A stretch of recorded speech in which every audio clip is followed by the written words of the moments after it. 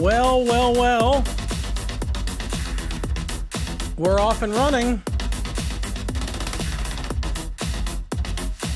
My guest today is already bopping along off to the side, and I haven't even introduced him yet.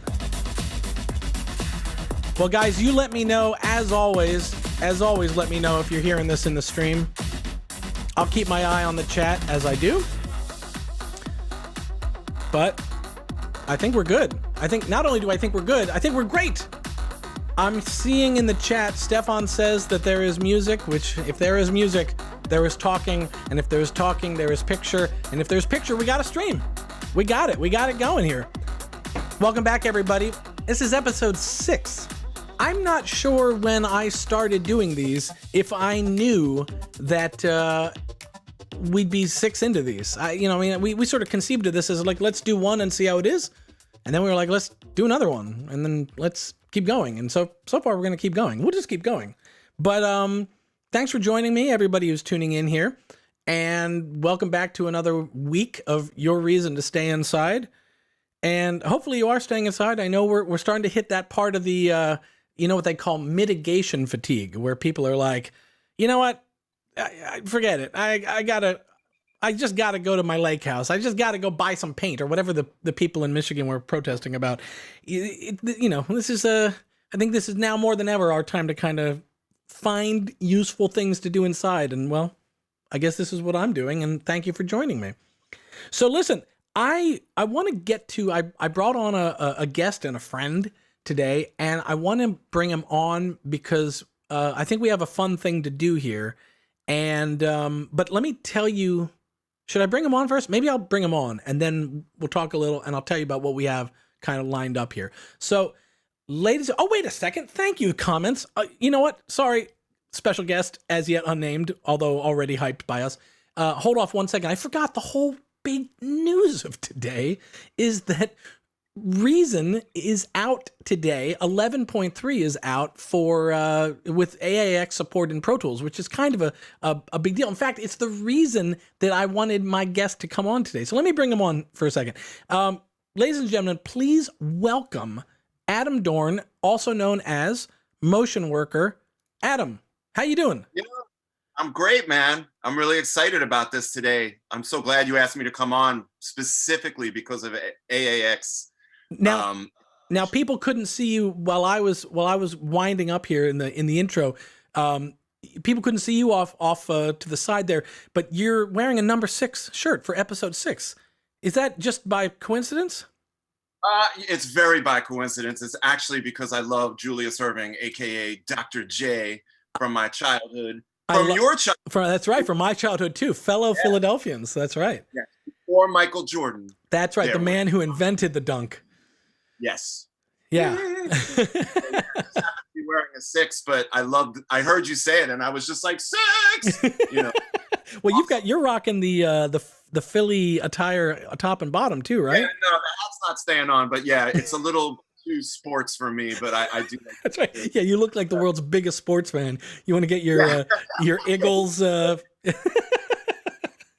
Adam has always wowed me because Adam and I both grew up in Philadelphia, but Adam managed to somehow absorb the ability to do the Philly accent, and I can't do it. I've never been able to do it. And people ask me to do it. I'm like, I sound like I'm from Brooklyn with a lisp or something, you know? Yeah. So you should wear that as a badge of honor that you're because it's basically one of the worst. I know in each country they'll be like, oh, if you're from Manchester, you have a hard, if you're from Liverpool, if you're from, Berlin, whatever, everybody has things with accents, but right. I'll do a little bit of the accent. Please do. And now that we've mentioned it, I think we need to, yeah. Basically what happens is Reason software is made by people in Sweden. And what they do is they put it in a computer and then they make the computer talk to the music and then you do the music in the computer.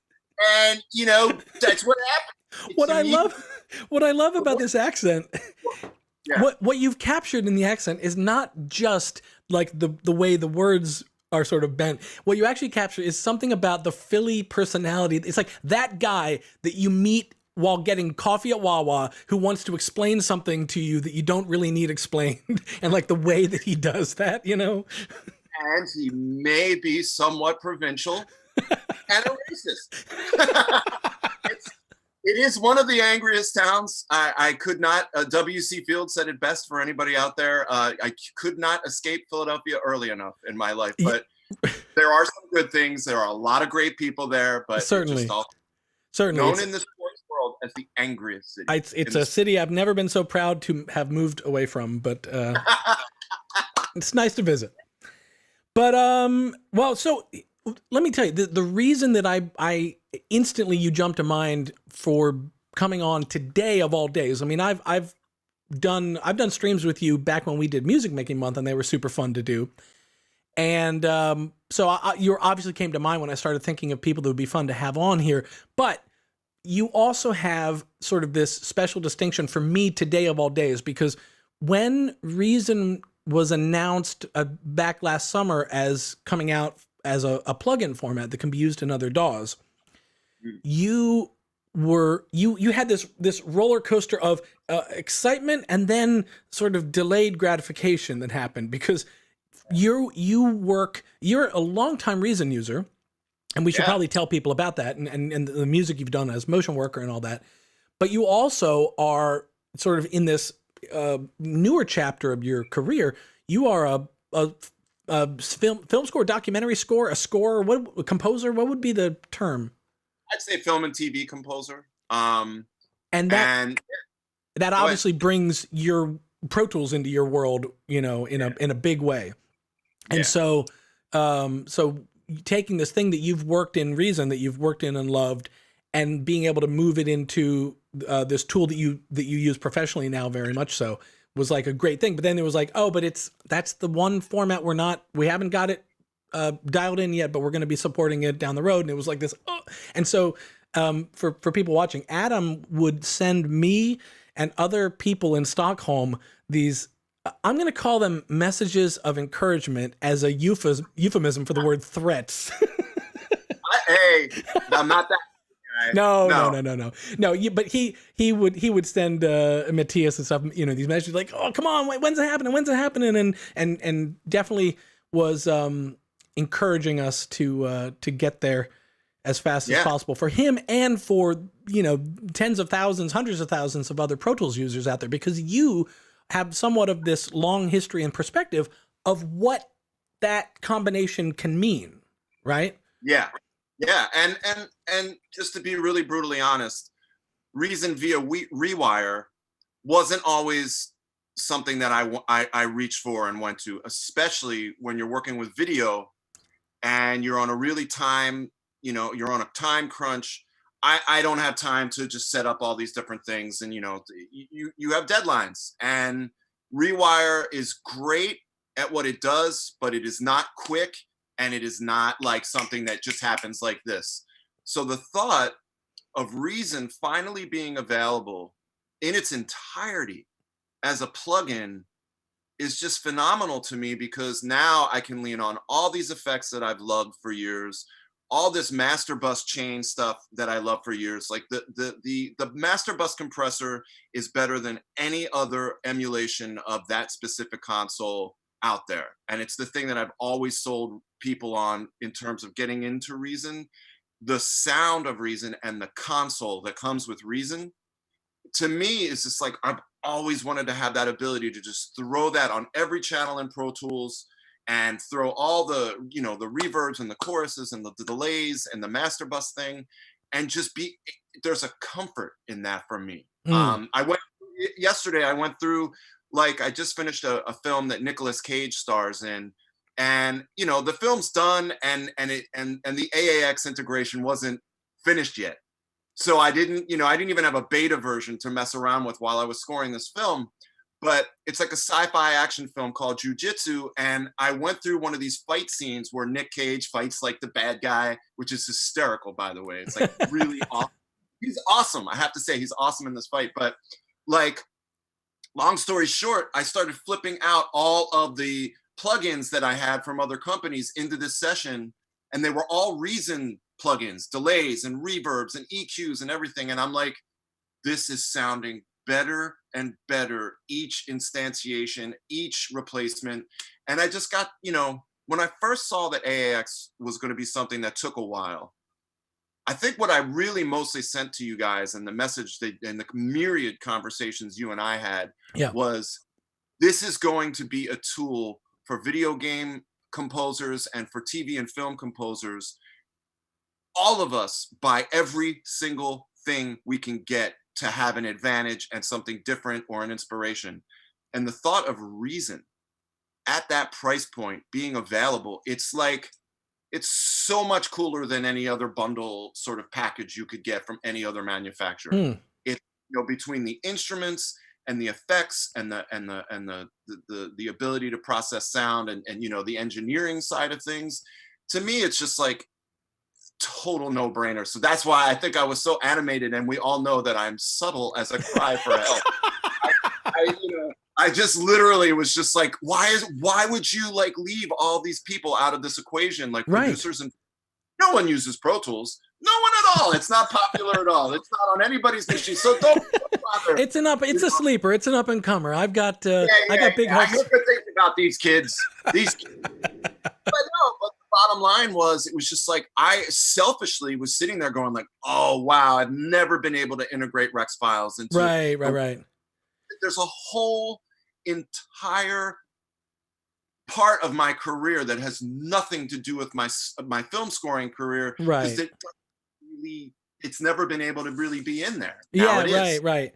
Well, but we should talk about your music really, because as much as I'm sure people in Stockholm might want to hear you praise them and their software, let's praise you instead. No, but I would I'd love for people to there's some people I'm seeing in the comments already, there's people shouting you out, Bassmaster, Adam Dorn, and people that know Motion Worker. In fact, I was talking. Is there anybody in there screaming about VST3 support yet? I have to say, I read the comments and I'm like, come on, let's go. Sorry, go on. I interrupt. Well, but you go way back with Reason and the music that you made. I said that I referred to your scoring career sort of as this somewhat of a second chapter in a way, but it is really just a continuous process of your life in music. Sure.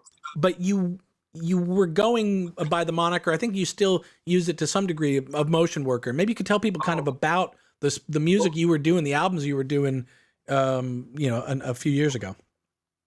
So it's interesting. I'm one of these like DJ electronic artists that's like kind of backed into it. I was like the reluctant recording artist and reluctant DJ. But in the late 90s, I was like producing a lot of records and working with like a lot of different pop stars. And I was finding it to be just like, and anybody that's listening that knows that grind, I just was finding it to be not particularly fulfilling. So I decided, if there's a Fatboy Slim and there are Chemical Brothers and there's Mr. C and there's Moby, I will come up with this name. And instead of being known as this producer or this bass player that's playing on, all these records, I want anonymity, and I just want to be able to make records and not worry about like a diva pop singer or an annoying record executives. I just wanted to make my own stuff. So I really fell in love with drum and bass. I made a record that I thought I would just give away. And Chris Blackwell at Island Records heard the record and offered me a deal. Like literally, I got like a record deal just because a friend of a friend handed the record to this icon. This, for people who don't know who Chris is, he signed, he discovered Bob Marley and U2 and, the Cranberries and just like massive record label, Island. Actually, at the time, he was starting a new record label. He had just sold Island, and he offered me a deal. And I started making these Motion Worker records that were like drum and bass, but then I completely pissed everyone off. And my third record was like this house record and like breakbeats record. And it's like really cheeky. But I guess to make this like simpler, the music from all those records started getting used in a lot of films and TV shows, like everything from like the Bourne Supremacy to Devil Wears Prada, 6 Feet Under, the OC, if you remember the OC, like, Sure. So I started like realizing that this instrumental music I'm making, this electronic music I'm making, is really showing up behind picture, and it's showing up supporting scenes in films. And I started thinking, like, I don't like to tour. I like to stay in my studio as much as possible. So I started at that point in like about 2000, 2002, sort of getting film work and documentaries and like movies, and I kind of always did both, because it's so funny. I know a lot of people are like, oh, you would go to London and you would DJ, and it was like, I hated DJing. And I know that that's like something that people aspire to do, and they want to just rock a crowd and just have a blast. I'm just kind of like, I know I don't come off as shy, but like, I'm kind of like, I just want to be in the room and I just want to create music. I don't want to be in a club surrounded by drunk people and who God knows what else they're doing. Like, I just want to. I think that's probably a commonality among musicians, that there's a certain type of it's like a certain type of introvert almost, that's like, I just want to do great work that I enjoy, and with people that I enjoy doing it with. But then there's a certain, like, I don't know, maybe this is true of all introverts, but I myself would self-identify as an introvert. But what I have is this certain element where it's like, when I need to show up, I can. So it's like, all right. So like, there's almost like this pep talk you give yourself where it's like, all right, turn it on, Ryan. I got to go to this event, and I got to be, personable and stuff. And you sort of, you're doing an impression. It's like your Philly impression. It's like you're doing an impression of an extrovert just temporarily, but internally you kind of just want to do the thing that really kind of gets you excited. And that's the music. And that sounds like what you're talking about. Absolutely. I'm an extremely extroverted introvert. Yeah. And also, as a little bit of like a lot of tip of the hat, a literal tip of the hat, and respect to DJs, I wasn't a very good one. And it wasn't like, I really kind of didn't put the time in to learning that skill. Right. And obviously now, like, I'm talking about, I was DJing with vinyl.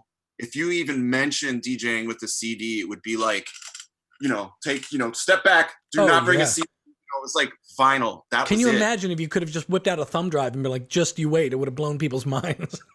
Exactly. Well, here's the thing. If I had whipped out a thumb drive, everyone would have been like, what is that? Like, what is this?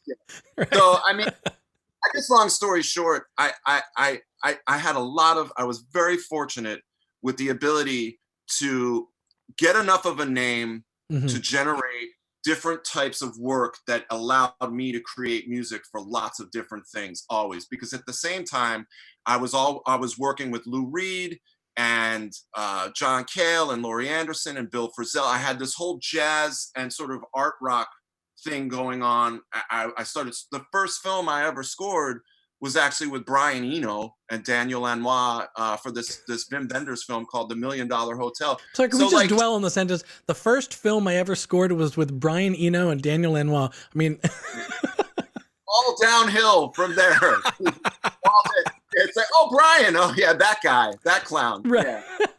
Someone in the comments said they'd love to see some of the score work that you've done. I don't know if they might mean poke around the files, see it, but maybe they mean see some of these films. I wonder if you could let people know some of the, because they can see stuff you've done quite easily. Oh, and actually, people have probably seen films that I've done. Right. Like the documentaries that I've done that were really actually kind of popular and resonated were about a year and a half ago for HBO, I did this Robin Williams documentary called Come Inside My Mind.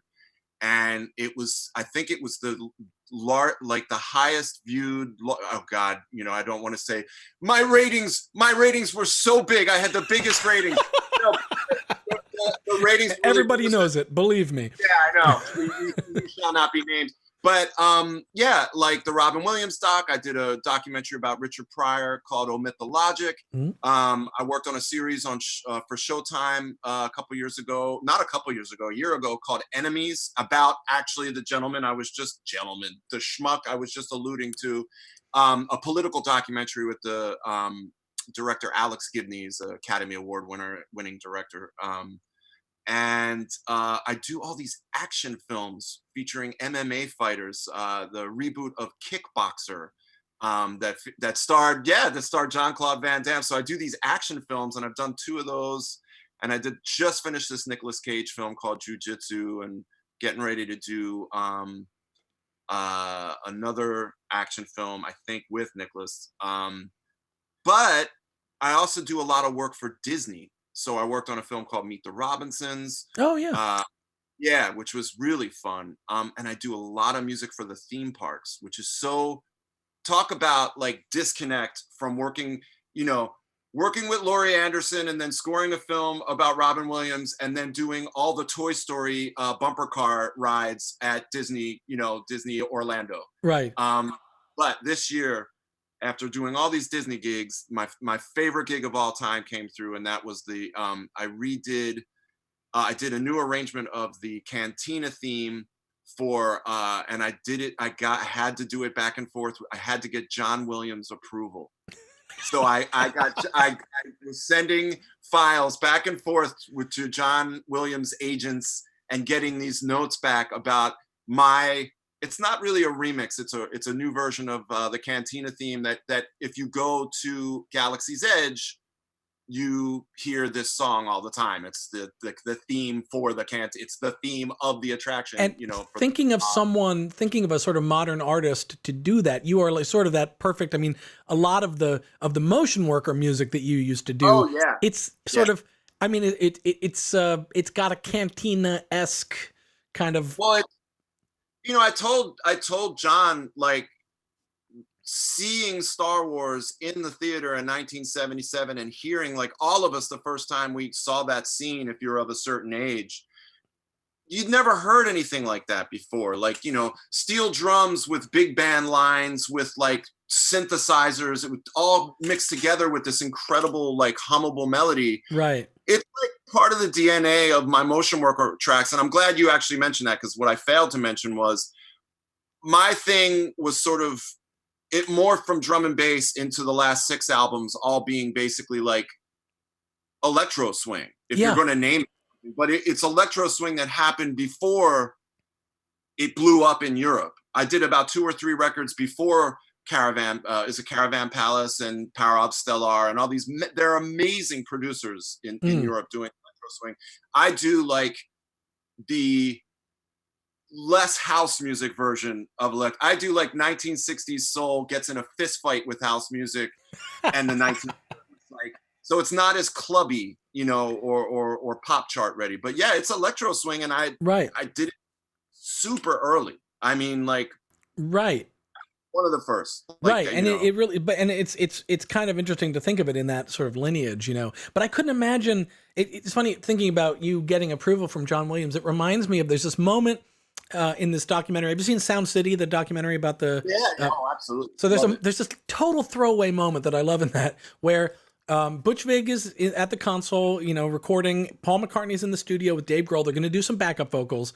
And Paul McCartney says over the mic, he's like, "Okay, so just take it back, and we'll do another one, and you tell us what to fix." And then like Butch starts queuing it up, and you hear Dave saying to the mic, "Yeah, Butch, just tell Paul McCartney what to do." It's like this, it's that moment where like Paul McCartney's not aware that he's goddamn Paul McCartney. Like, how could you, And at the same time, I mean, it's to other people, it's like, well, that's also Butch Vig and Dave Grohl. It's like, I know. But that's when the generation aspect, when you understand, well, that's sort of what I love about that, is that like even for Dave Grohl and Butch Vig, it's like that's Paul McCartney right there, Yeah. So it's a similar. It reminds me of that in the way that it's like, dear Mr. Williams, I'd love your thoughts. See attached, Yeah. Well, and it's funny, like, honestly, someone else had done this and they were really in a bind because he rejected it. So when I started working on the first version that we sent, it kind of got this, like, it wasn't even really like notes. He just said, finally, it's charming. And I was like, to have John Williams say that something you did was charming. And we just, it wasn't really that in depth in terms of the back and forth. It was just like, I already approved this. Let's just make it a little better. And it was like, fine with me, you know. Right, right. The real to know, because like you have to think, like you were just mentioning something that was interesting, because I had a lot of experiences as a younger musician watching multi generations of artists work together. Like when I left high school in 1987, so I would have been 16, and I spent 3 years working with producer, composer, bass player, artist, a guy named Marcus Miller, and as a result, I spent a ton of time with Miles Davis. So my idol was Marcus, who was my mentor, but I would watch Marcus correct or tell things to Miles. And like, I don't know that everyone here knows who Miles Davis is or listens to Miles Davis, but you don't get much heavier in the 20th century than Miles Davis. Like Right. literally one of the most important musicians, at least in the United States, if not like the planet.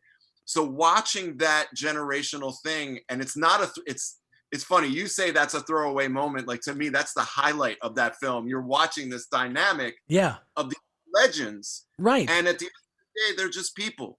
Right. Like, you know, right. like honestly, when I worked with Brian Eno, and I couldn't get over the fact that the interaction and the creativity, it was always a democracy. It was always back and forth. It was always equal. I can't say the same about Daniel Lanois, but that's a whole other story for a very private version of this chat. But Brian, it's just between you and me. You can tell me now. Okay, guys, come in. Daniel Lanois wasn't really nice. How's that? Daniel Lanois didn't said I couldn't play bass, and then I soloed over the changes to giant steps to say, "Fuck, I can play bass." Anyway, so what I'm saying, Brian was the gentleman of gentlemen, and that interaction, you find that you get out of the. And I would say this to anybody listening, that even if you're collaborating with someone and you feel like, oh, they're so much better than me, you want to get to this point where that's all thrown out the window, and it's just what's going to make this the best. What's going to make you got to let go of the insecurity aspect and just be like, we're just people in a room making music. That's it. Right. Everything else is BS. And Brian was a genius of just taking whatever anxiety or like palpable, like, oh, I don't know who you know, boom. Right. Gone.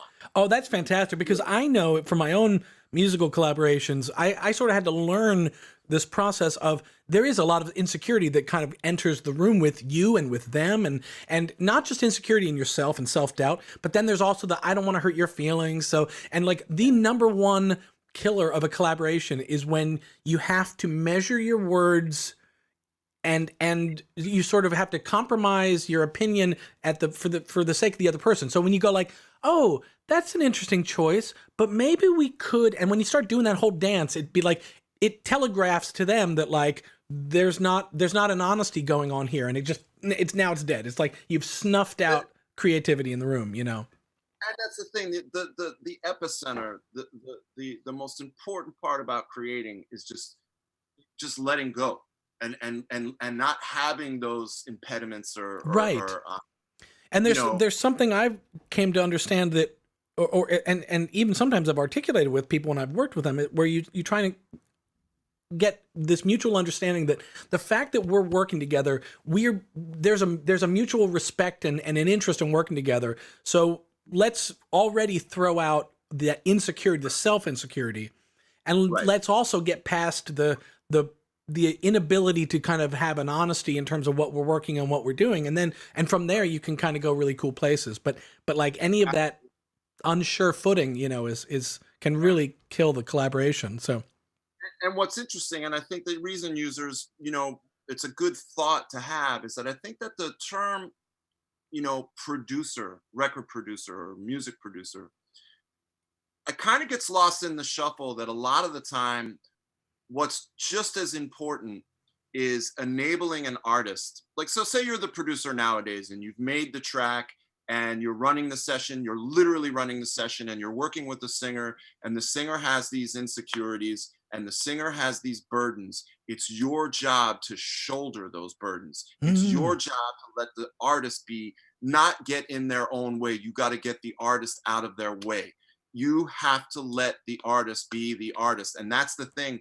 I think a lot of times now people get caught up. I'm the producer. That's my hi-hat pattern. And I'm like, that's your hi-hat pattern. That's your, but now deal with the singer who might be having an anxiety attack. Right. And now deal with the singer who's having writer's block. Or now, it's like all of those things. The Obi-Wan Kenobi aspect of making records. Oh, look at you. Convergence. Yeah. Oh, call back. It's that whole thing where I used to get in arguments with friends of mine because my father was a record producer, but he was from the generation where record producers, some of them didn't play instruments and some of them did, they didn't. I bought, just a total side note, I bought my father a laptop and, this is how little he knew about technology. He was like, how do you turn it on? And I was like, you push that button. And he's like, hold on, man, I got to have a beer. Like, he's like, I gotta get myself all set up for this. Like, so not technical. Oh, man. But, production and producing isn't just making the music. It's making sure it all moves along and you get over the humps and you deal with the label and you deal with the problems. It's a big deal. It's and the greatest producers are the guys that, like, you know what? Steady as a rock, and we're going to make sure all of this chaos just comes together. Yeah. It all works out, I think there's something I'm coming to understand, I've been interacting with Reason users for years, musicians for years more, just in my own music. The best users. The best. I'm sure they appreciate that. I would agree because I am one, so thank you. But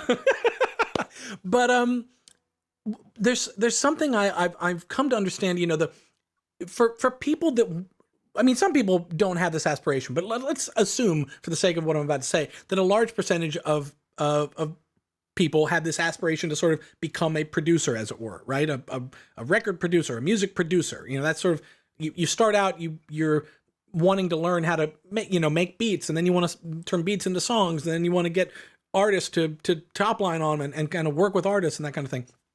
And you said something now that I hope people are catching, these like just nuggets of wisdom that are flying by. This thing about, I made that hi-hat. Like, there's a little bit of a moment where it's like, you're the artist as the producer in the modern context. You're the artist up until a certain point, and then it's like this handoff, like a sort of, what's that in the Olympics where they hand off the baton while they're doing a little track and field thing? There's a name for that. It's the relay race. Thank you. Yeah, relay race. So it's like there's like you are the producer and you are what matters up until the point at which someone else comes onto that song, and then there is that handoff, and then you do kind of have to switch gears. And I guess there probably is a little bit of the way you said it when you were joking, but the truth behind that joke is there's a little bit of an ego that needs to be kind of released, and you switch from being the artist to the person supporting the artist that you got. And that's what everybody, the people that want that progression, they want that handoff, but it's that little transitional moment that can maybe be sometimes tough to get used to at first.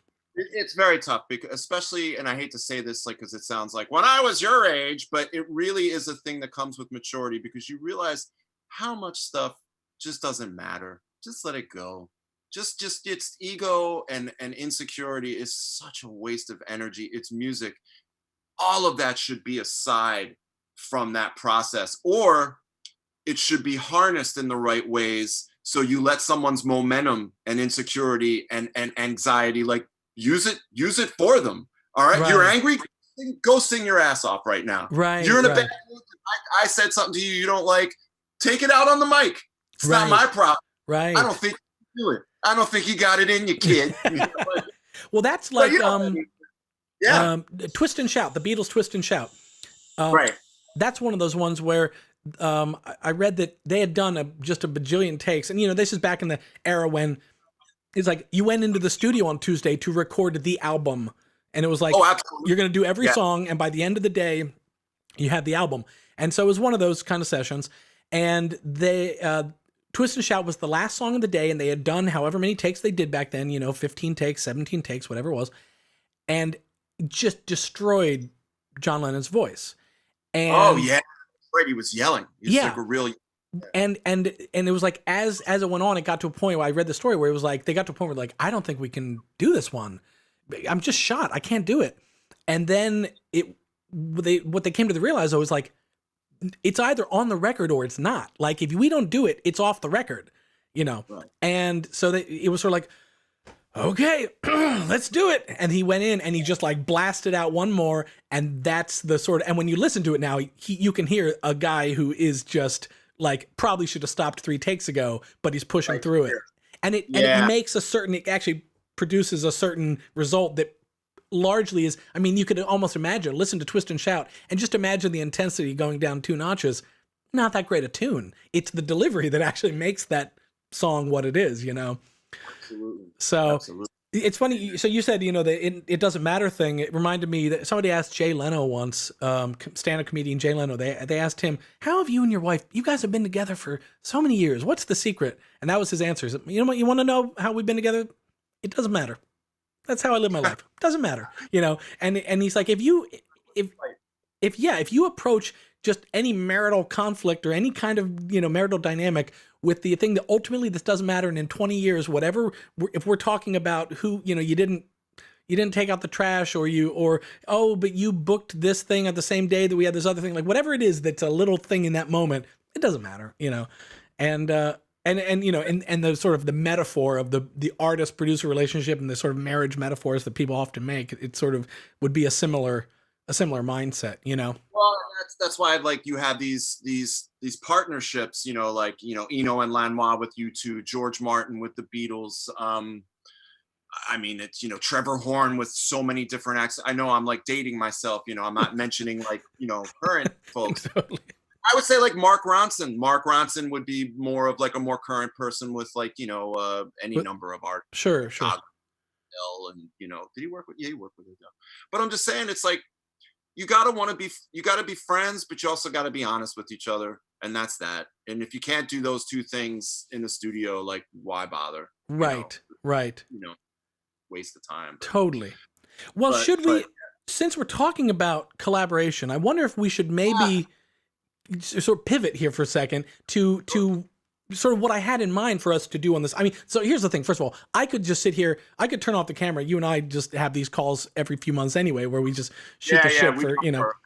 I could just do that for 2 hours and I would be happy as a clam. Looking at the comments, I'm keeping my eye on the comments and looking for the moment when people start going like, bored, move on.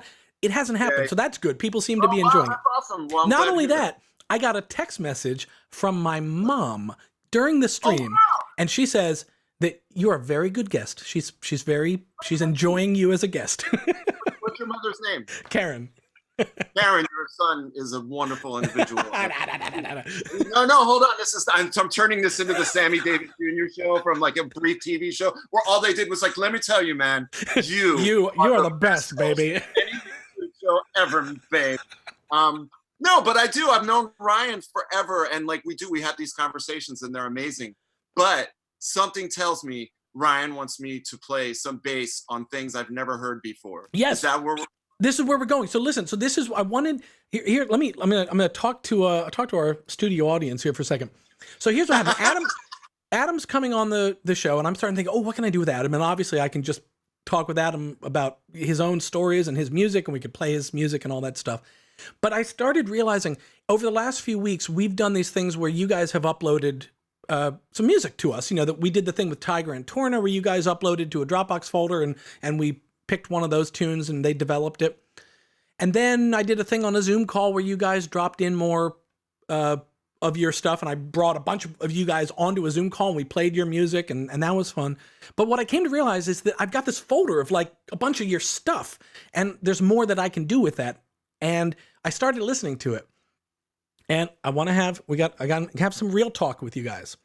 I noticed something. This is said with love, but I noticed something that was the most common trait in all the songs you guys were submitting to me. They didn't have bass lines.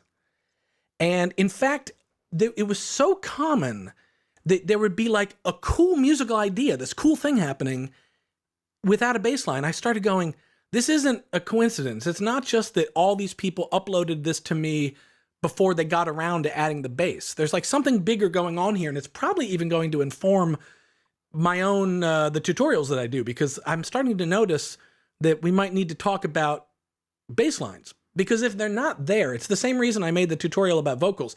If vocals aren't on a tune, it's because people are sort of they haven't quite figured out how to do it yet, and so if I can help them, great, because then that'll help people get over the hump. And if there aren't bass lines on these tunes, my hunch is it's because people are they haven't quite figured out how to get maybe what they want in their song, and so they're kind of avoiding it. And there's little things I started noticing, other little common tricks. Like a lot of you guys are doing things where like you'll have a Rhodes piano line, and then you'll crank the bass frequencies up, and it's like, okay, that spectrum is covered now. But there's a difference between bass frequencies and a bass line, and that is where Adam comes in today. I grabbed a few of these tunes, and I thought, you know what? Maybe we should have Adam actually add bass lines to the songs that you guys have already uploaded to this folder, which are kind of missing bass lines. So Adam, I brought you back on here. You are music for you while you talk about bass. I figure I'd play it. Oh, a little soundtrack. So, before we jump into this reason file, I should point out to people, and for my own sake, actually, Adam, I have to almost, I don't know if apologize is the right word, but you made a joke. So Adam was in a video that we did years ago for the Reason Electric Bass refill. It was a sample library that we made. Now it's a rack extension. And Adam made this joke in it where he said, I am one of the number 3 bass players in the world, or something like that. Yeah. And it was a joke, and he delivered it well, and it worked in the video. But I actually sort of took, I think when I heard that joke, it actually made me go like, oh, I get it. It's funny because he's actually not that good at bass. And then I had this moment where it was like, oh, wait, hang on. Adam's like really good at bass. And I've your Instagram and stuff, you've done some stuff where you'll just like jam on your Instagram, and like the dude's got chops. So I think what we were going to do is, I'm going to actually, here, let me move this. I'm going to change my shot here. Here. Okay. So what I've done is I've grabbed some of the songs that were in this folder that people uploaded. And I thought maybe it would be cool if Adam sort of played session bassist for a second and added some bass parts to it. And maybe we could talk about kind of maybe as a bass player, what you're thinking about when you hear the tune and how that kind of might make you approach a bass line for it. And I wouldn't expect that by the end of the stream, people are going to know how to make bass lines, but I think it's the start of a conversation that I'm probably going to carry forward into some tutorials and stuff. And we're going to start talking with people about how to think like a bassist. So right. Why don't we take a look maybe at, these are in no particular order. I just grabbed like whatever it was, 5 or 6, and it was almost by random, the ones that I grabbed. But I take a listen, I go, yeah, that works. And I sort of threw them into a reason file here. And you could start anywhere you want. You needn't start at the left edge. I just thought we could just maybe check them out. So take it away, Adam. David Generato. So I've learned that's actually Generato. This was actually, so yeah. David was he was on a stream of ours a couple weeks ago. And he had a tune that was, it was a really great sounding tune. And this was in our Dropbox folder. And I thought this is a good one. So. All right, cool. Check it out. Right, so quickly, before I do anything, I'm going to make sure I'm in tune. Tuning is really important. And I got to say, I love the way the tuner is integrated, because see, I'm not in tune. The tuner integration into the track is so cool in Reason. It's such a basic thing that like so many other DAWs don't have. You know what I mean? Like, so just shout out to who the tuner dude or dudess was. So I've never heard this track, so I'm just gonna, what do I hit? The little star button? Oh yeah. Oh, so Adam, we should remember for the mechanics of this is gonna go to yeah, we got to do a little muting dance now.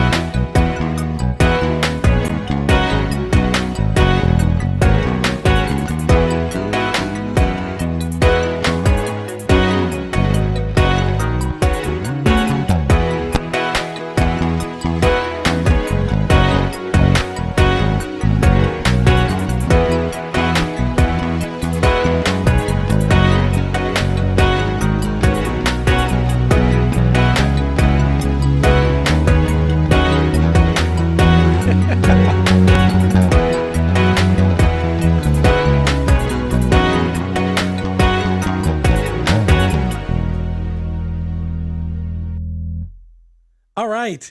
So, what's that? C-minus. Not the best start, but we got there. We figured it out.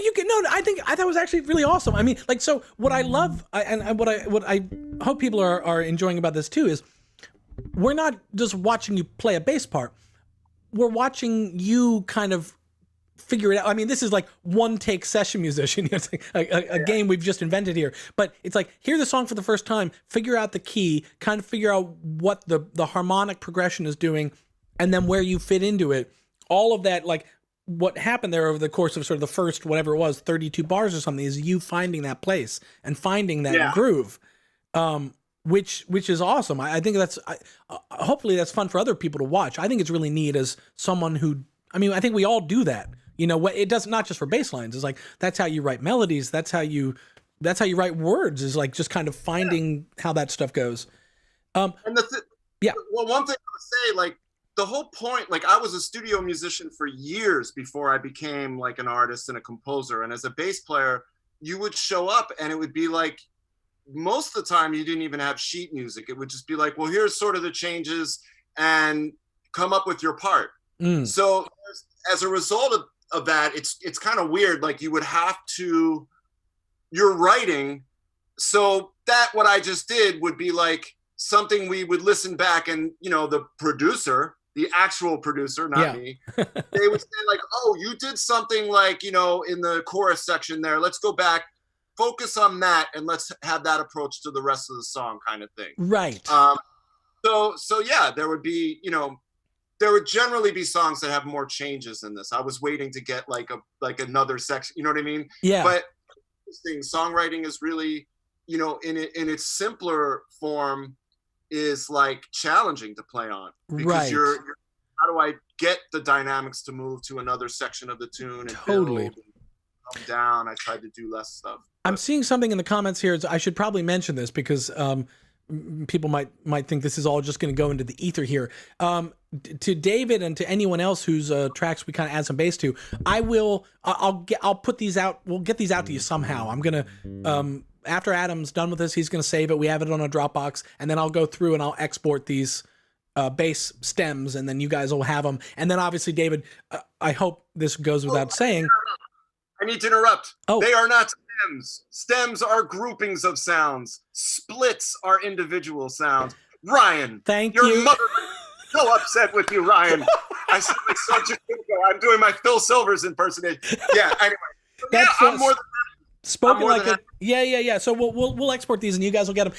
And then David, on this one, obviously you're gonna not just drop this in and be like done, but you're gonna go through this and find, you know, clip out the parts that kind of is like, oh yeah, that's a good bit, and I like that fill, and I like this groove, and so that's up. Yeah, like honestly, recycle it and then play it back inside the Rex player, and like, you know, find things about it that like inspire you and mess with it. Treat it like a sample too. That's a great. Yeah, I could see some of those chords when they come up, if you sort of do that repeated stab, bum bum bum bum bum, you know. Yeah. You know what I'm talking about. You want to do another one? What's that? Want to do another one? Yeah, let's do another one. All right, so this is it says Gregory Binder. Oh yeah, okay. Let's see what we got. Let me just line this up. I don't want it to. Oh, and let me. So for people that are just tuning in here, Adam is adding bass parts to tracks you guys have submitted.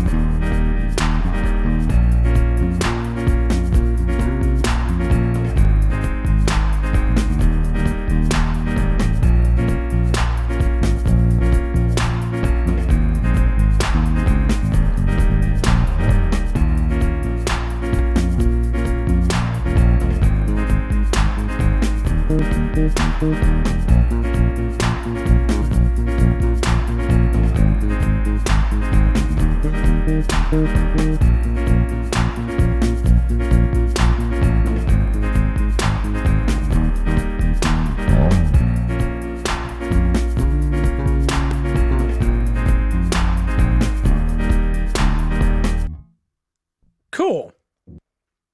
So this is I'm going to bring your camera back in here. All right. So now, just sort of to kind of get inside your head as a bass player for a second here, you approached that one with an entirely different feel, probably a different right-hand technique and all that stuff, maybe left-hand technique too, than you did the previous one. So, and you kind of latched onto something pretty quickly there. Yeah.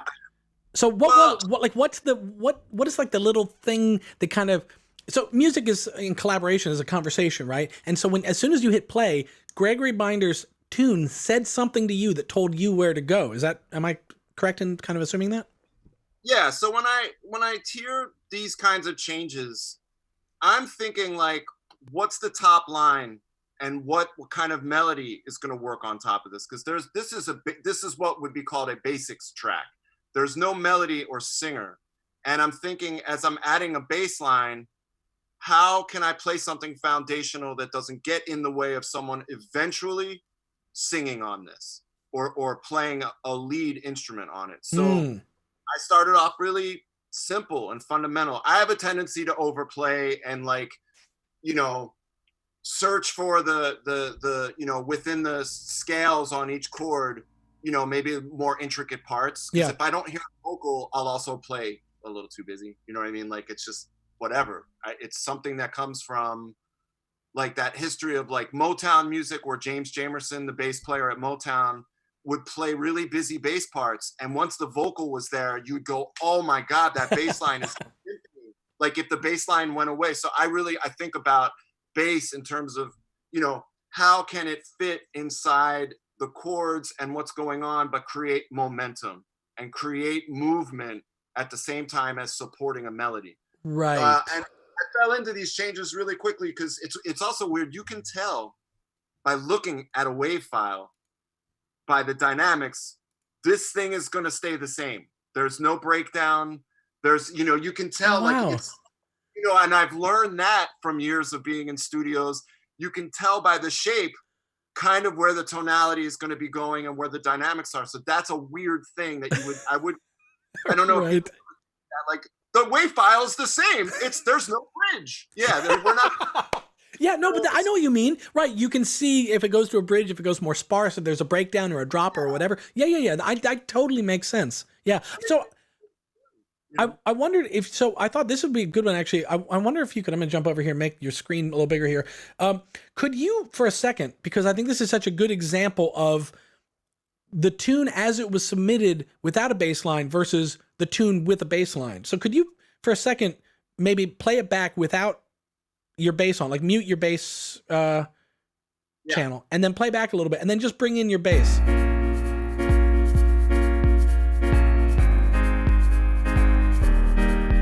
Okay, pause for a second. So this is one of those examples where, and Gregory, I hope you don't mind that I'm using you as an example, and it's a wonderful track you made, a great beat. So I'm not.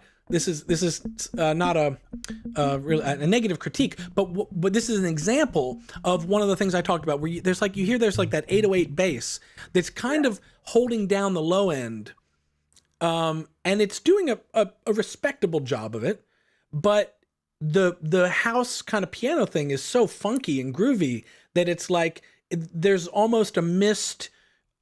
If your goal is to get people dancing and feeling that groove, there's something of a missed opportunity, I guess, there that is where the bass can kind of come in. Is that a fair way to say it, Adam? Sure, I agree. So play it again, and then at some point bring in your bass.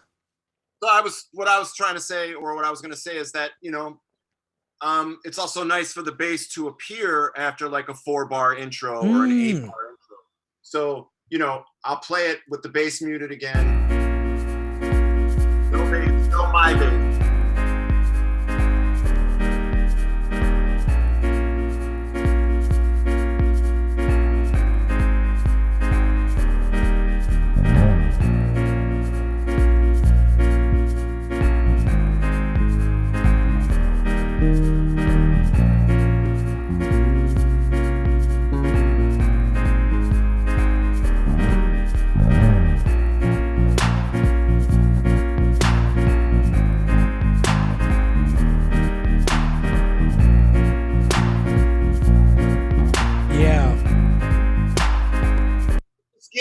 gives it a definition and like a foundation. But the interesting thing is bass, or at least electric bass, has more mid-range than actual bass. So the thing is, people take it literally in terms of its frequencies. The bass actually sits more in sort of like a low mid-range frequency, and for it to stick out, the kick drum is the bass, and the bass that you would think would be the bass frequency actually sits so they don't fight with each other slightly in another, just above it in a frequency range, and that's where bass becomes the shizzle. I love this stuff. This is the stuff where, like, I swear, if I had the time, the energy, the wherewithal to do this, I would be going through these streams and I would clip out these little moments. There's these little moments that happen, and they're all about 15 seconds long, and they flick off these light bulbs inside my own head, and I hope in other people's. Like, that's major, that the bass is a low mid frequency element. It's not a bass sub element of your song. That is like that point can't, if that's the only thing you take away from this, is that Adam does a good Philadelphia accent and that point about low mid frequencies, then this stream is worth its weight in whatever you can weigh a stream in. Right. But hold on, Ryan. But there's more. If you want to do the bass in your song, you got to put a little mid-range in the bass. That's all I'm talking about. Everybody have a nice day. I'll see you later. No. Oh man, no, that's great. That's such a cool point for people to think about, because it's certainly something that I think, I mean, even if you just think about it from a mixing perspective, it's like people might be thinking about the wrong frequencies in their mix of the bass, where it's like, don't push that bass up. That's the kick drum spot. And you're going to smear your mix if you start putting too much bass frequency in your... There are fundamental frequencies where the bass should be the actual electric bass should be pumped, but don't sleep on the mid-range, and don't sleep, you got to carve out the space so everything sits in the stereo field, with the right balance. You know what I mean? Beautiful, beautiful, beautiful point. Cool. Let's do another one. Yeah, let's do another. First one. I don't know what it's called. It doesn't reveal itself. I think it might have been called 3v3, actually. 3v3? Yeah. Right. Let me do the 3v3.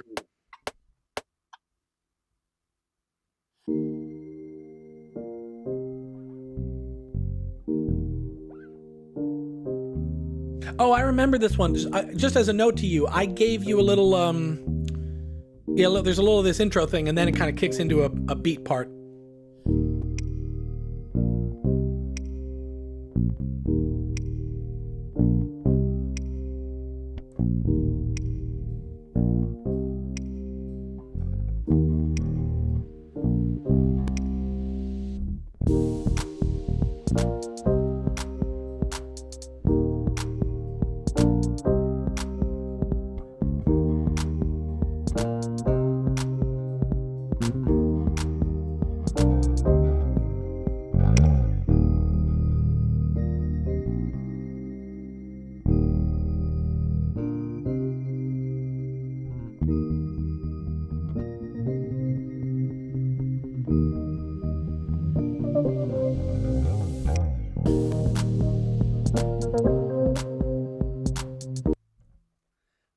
I got to stop because there's stuff that's sort of out of sync. I'm out of sync. I tried to do something slick and detune to E flat. But I love what you're doing. So you want to do a second pass at this? Sure. This will be the first one I do a second pass at. Okay. We won't hold it against you what's so cool about watching you do this is no ego. No ego. That's right. No ego. That's right. What I love about watching you do this, though, is that it's that thing. It's exactly what you're talking about with the waveform. Like, you saw on the waveform that a beat was coming, and so you did like a little, I can't remember what you did. If you did like a little slide or you did a little thing. Yeah. And it was like, there's those little moments of sort of, it's like a predictive thing. And when you get it right, it's really cool. And when you get it wrong, that's not so cool. But that's why we overdub. Oh, wait, you muted again. You muted. Wait, hold down. There's a timing thing. I'll get it. Yeah, cool. Okay, go for it. We believe in you, Adam.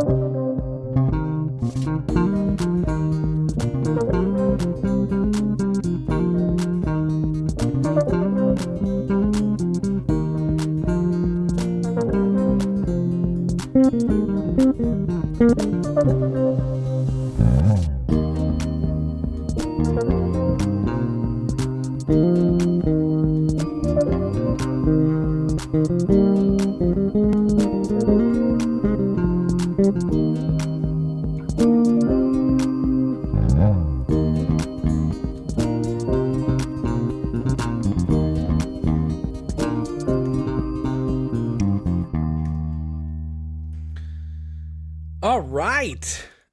Right? That was better. That was better. That was better. Yeah, I mean, it's amazing what a second take can afford you as an opportunity. God forbid it has a melody. So I just, little bit of melody in there. That's great. No, that is cool. So there's a question that came in on the chat, which is actually this is I know the answer to this, but it surprises me still nonetheless. They would like to know what your signal chain is for like preamps and amp sims and effects and all the things you're doing. Oh yeah, no, great question. I love that question. So, and I wish I had a better set of strings on this bass because it's playing into this whole like it's all in your hands, but the strings and the electronics in the bass play into it.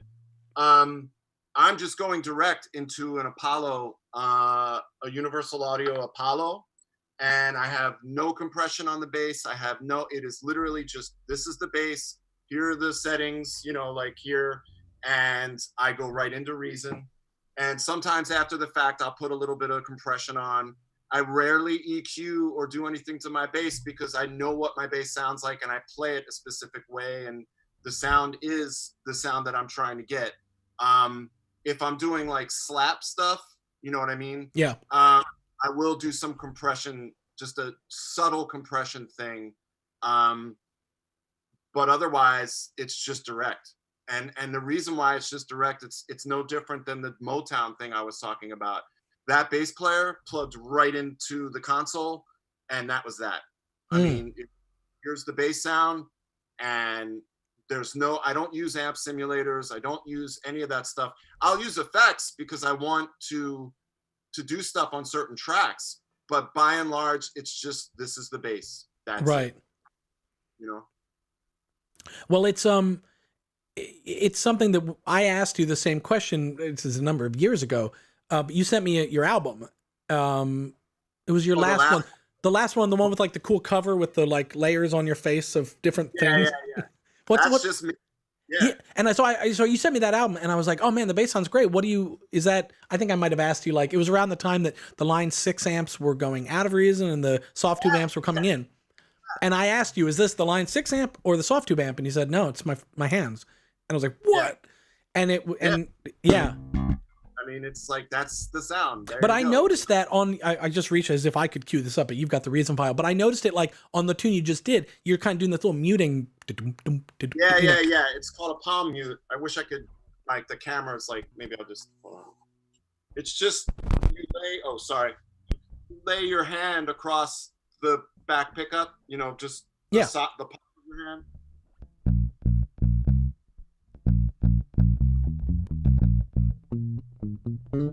It sounds great, yeah.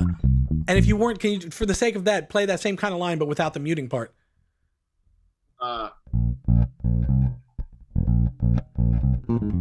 Right. Oh, so now the musician, the musician in you can't help but change what you're playing for to match the technique. But but yeah, when you mute it, you end up with that more kind of like, that darker. It's always hard to describe music. So it's like, I think of it as almost like you're emulating a kick drum, but you have tones that you can control. So if a lot of times on bass, and this will help people writing bass lines, is you want to be in unison with the kick, but you want like, so say if it's just like, you know what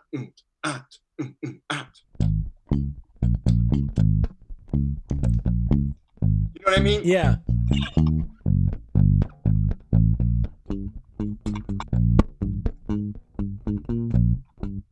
And the kick drum and the bass drum are going boom, boom, boom, boom, boom. You know what I mean? Yeah. So you're the bass line is this kick drum that's playing a melodic part. It's almost like you're almost harmonizing, not like adding the harmonic structure to the kick drum, basically, which is an atonal instrument generally. Yeah. So you know, it's like a boom. You know what I mean? Yeah. You know, and then it's like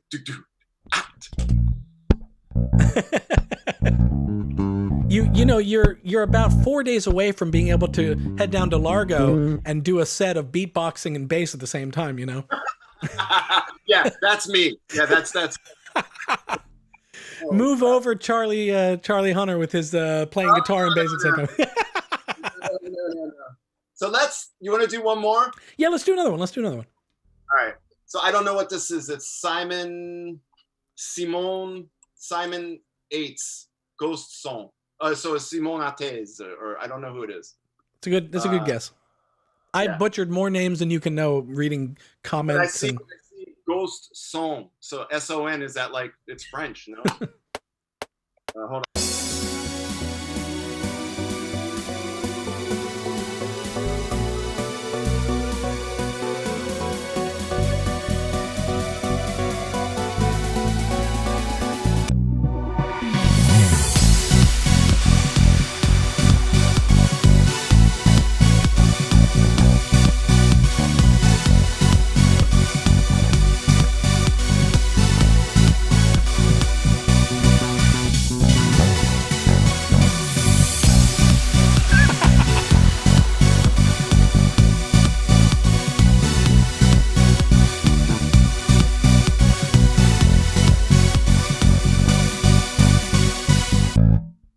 Oh yeah, I just crazy.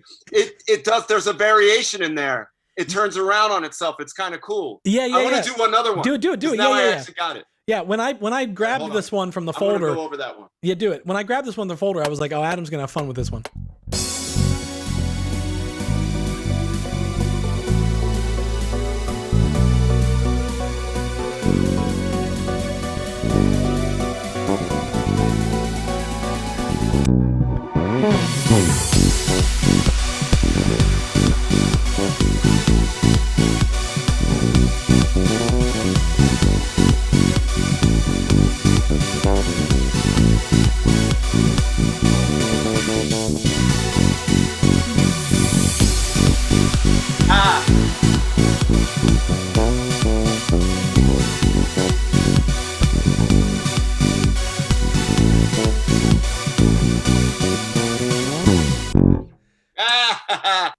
You want to do a third pass, and I'll take all three in comp mode. And there's a 5-bar phrase or a 3-bar phrase. So the line repeats, but it goes back to the top 1 bar early. Right. Yeah, but it's cool. I got it that time. Oh, you did get it? Oh, okay, good. Okay, cool. You didn't hear it? I got it. Oh yeah. cool, man. And I did a thing, a sonic change. I rolled off my front pickup, so it's a more mid-rangey bass sound, like a Jocko-y kind of, or Pino Palladino, but old Pino, not the new greasiest man on earth Pino Palladino. This is we've descended into bass nerd talk. Jocko and Pino as first name basis. Oh yeah, buddies. They're my buddies. Yeah, no, but I mean, even like for people, it's like, oh, you guys. I mean, everybody knows Pino Palladino's full spectrum of work, right? Early and late Pino. It's like a wine, like totally. Pino. Totally. Oh man, this has been fun. That is a cool feel. That's definitely a cool feel. So let me take a look here. In the reason file, I think there's two that were Gregory Binder, but I think there's might be one more that we, at the end. Yeah, what's that purple one at the end? Maybe we should, just so that guy doesn't get left out. All right. Yeah, because Gregory got one. So let me see. Oh yeah, I remember this one from the name, R&B Roads, yeah. R&B Roads? Oh, wow. So, and looking at it, I can see, I see there's one little thing. All right, hold on. Let me I hear R&B Roads, and I'm like, I want to get the right sound. Even, so you're setting your tone from the name of the file. Yeah. What if it's like a thrash metal song, and it's just called R&B Roads? Well, then I'll like this person even more.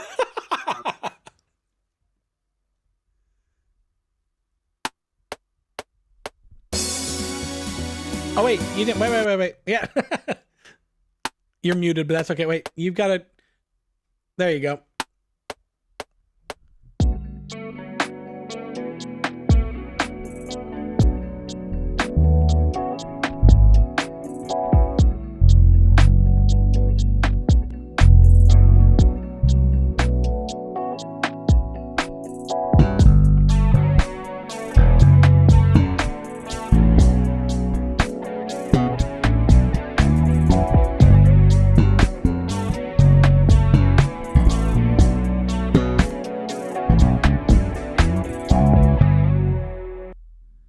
So yeah, sure. This is a short one, so you don't have much time to acquaint yourself, nor to actually execute. But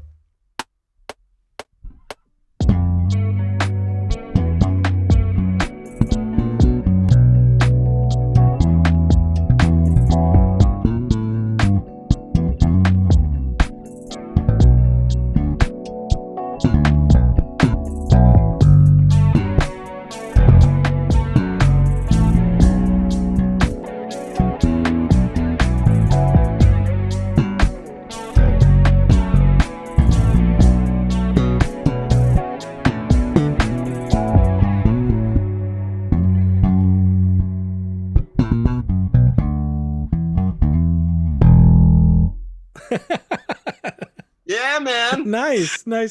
So there's a comment. Sexy thought. Yeah, there's a comment. There's a comment in the Michael Wilson in the chat said, "Did it just get sexy in here?"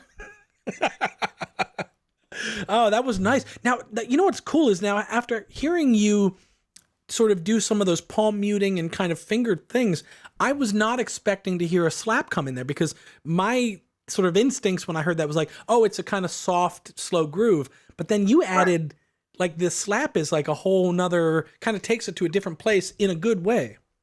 Right. Well, it's a controlled one, and I can do like the other thing, and it might even become sexier.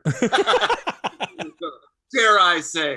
But no, it's just like, I think that progression that's a really common chord progression. It's a minor key chord progression. It's flat 6-5-1, and it's the same changes as what's that Bobby Caldwell song? What You Won't Do for Love. It's just like do do do do do do do do. It's just like a really famous 80s R&B song, right? And those are great changes. You know what I mean? Like, those are changes you want to groove on. You know what I mean? Like,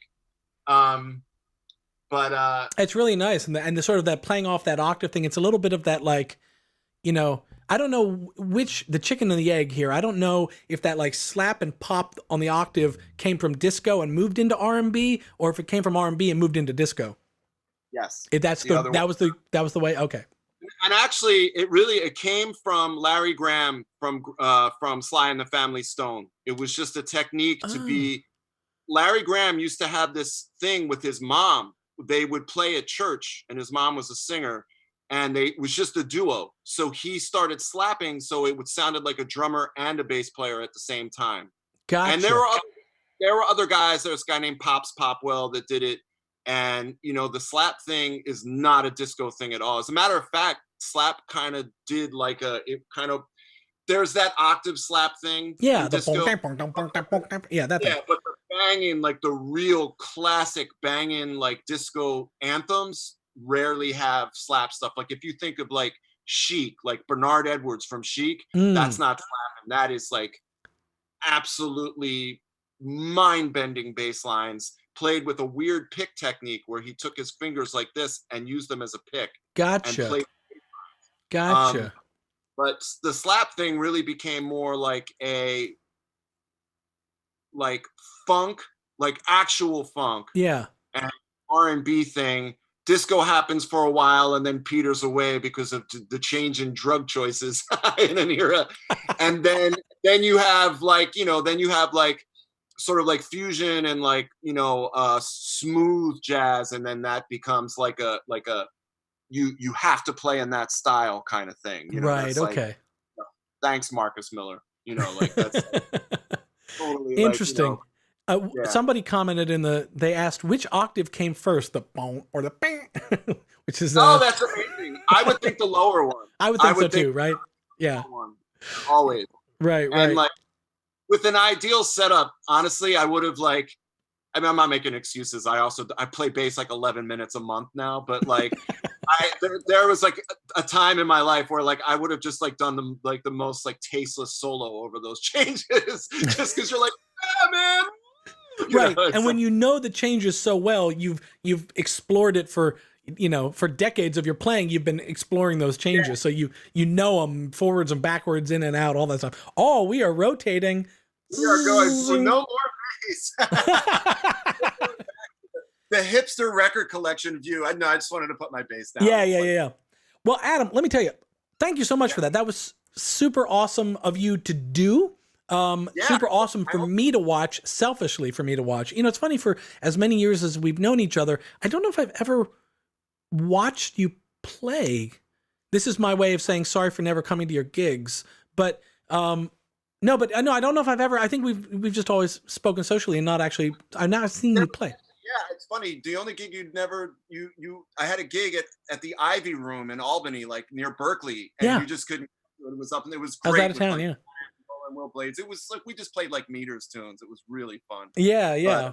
But it's fun to watch you work and watch you think, you know, and I think what happened in me prepping for you being a guest on the stream, it really has opened up something that I think is something I'm going to talk about more with our users and maybe help everybody come to understand how to approach bass lines. Because I mean, there's just a couple nuggets that I'm probably going to plagiarize a little bit from your stream, but there's a couple nuggets you've dropped about sort of thinking about frequency spectrum, thinking about your relationship with the drummer and the way you can, I mean, we all know sort of, it's known, I think, in a more broad sense, like, oh yeah, like lock in with the drummer, but what does that mean? You know, and so I think sort of what you started showing us is that it can literally be to kind of map your notes to the kick drum and even if that's where you start, that's a great place to start.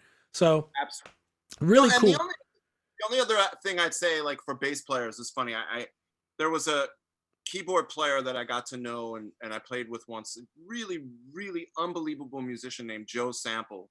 And he was in a group called the Crusaders. And when I was in Marcus's band briefly, Joe sat in with us and I didn't just do this now because this exercise was like hit record and just react. But if you're going to play bass, specifically, even keyboard bass, anything that bass, really listen to the song and start formulating in your head what you want to do, but live with it for a second, especially if you're hearing it for the first time with the artist in the room. If the artist is a vocalist or a piano player, don't play, don't noodle, just listen and learn the song. And then slowly, after maybe one time through, start playing. And the reason why I brought up Joe Sample is Joe Sample said, my favorite bass player on earth is Marcus Miller, because when I play a song for him and he listens to it for the first time, he listens. And there's so much to be gotten from listening to something instead of rushing to show someone, oh, I see where this is going and I'll show you what I can do. Let it sit, settle. Then this goes for guitar, piano, any instrument. Let something live with you for a minute and take a deep breath and let it soak in. Right. And then, and you know, as a sort of large callback to what we were talking about earlier, that requires a certain amount of maturity, and obviously Marcus has that in spades. But it's that thing we were talking about with this sort of that insecurity factor of like, if you go into the room and you're worried that you have something to prove, that instinct to just get in there. Let me show you what I got. I got ideas, and it's like that. Yeah, it sends like a, and you know what? It's a maturity thing, but it's a really easily learned thing. It's like, it's one of those things like just me saying it right now, you just learned it. Right. Like just deep breath, don't rush to, like, and I used to do that. I'd be on set and I'd be like, you know, I did some pretty big recording dates with like really heavy studio musicians, and I was like 19 or 20, and I was so consumed with like, I fit in and they need to know. Right. I love that. That is like that just hit me hard where, you know, sometimes we think of maturity, the concept of maturity as this, you know, it's like that Obama line that he cribbed off of Martin Luther King, where it's like the arc of the moral universe bends towards justice, is long, but it bends towards justice. We think of maturity that way. It's like it's a long, slow process of maturing. No, sometimes you can mature instantly from just hearing something and going, oh yeah, just listen. Yeah. And that's something, you know, anyone who out there watching is in a collaborative relationship, that is something you could employ today, that the next time someone plays you an idea, you're just going to, physically, right. Back up and get on the ear. Yeah. No, it's funny. This concept, and everybody, you know, just from a psychological standpoint, it's like different people have different temperaments, different levels of anxiety or whatever. It's like, you know, you said like maturity is this arc. It's like, tell Fiona Apple that maturity is an arc. Listen to her first record, and she's like got the wisdom of like 170-year-old, like, oh my God, Middle Earth. It's absolutely right. So just listen. Yeah, absolutely.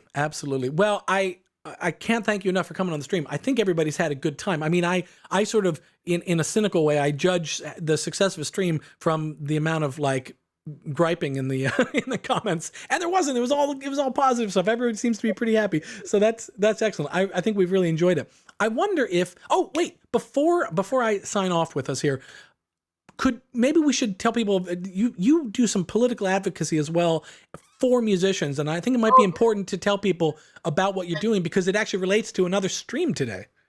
Yeah. All right. Thank you. I appreciate that, and I appreciate the platform to do this. About 5 years ago, I started a group here in the United States called SONA. It stands for Songwriters of North America. And the purpose for starting this group was to become an advocacy group for songwriters and composers and musicians in Washington, D.C., to basically lobby for legislation to protect the rights of songwriters and composers vis-a-vis raising the royalty rates that Spotify and Amazon Music and Google Play and all these, you know, streaming services play. So we were pretty instrumental in getting something passed called the Music Modernization Act.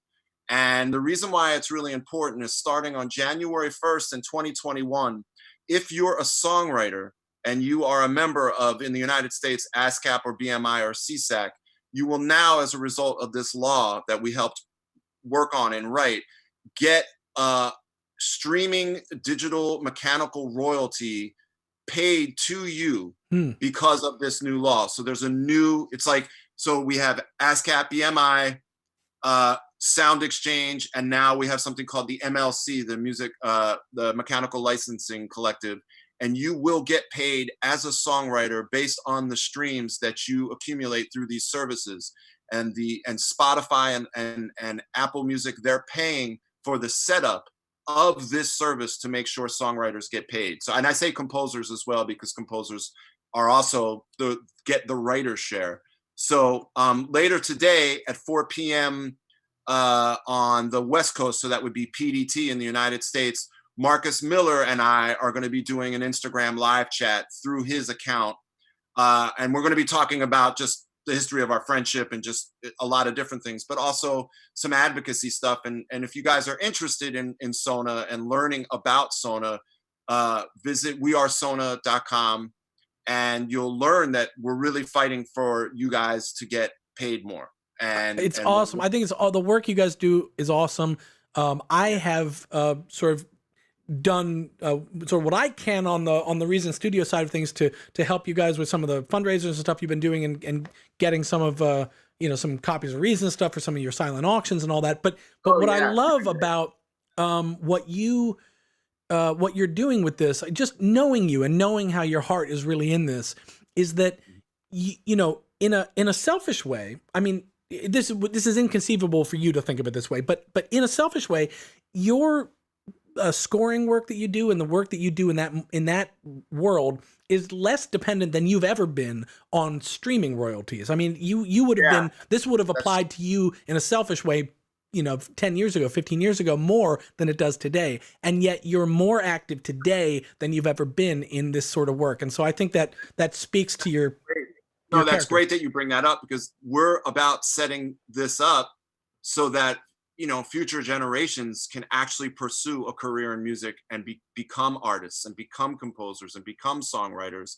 And it's not about you, it's about everyone. You know what I mean? It's about building out so that the privilege and the joy I've had being in music can also be shared and experienced by someone else. That's why, Marcus is a member of Sona, and he's also on the ASCAP, the board. It's like people from an older generation have to give back and have to think about the future and the legacy of what this all is.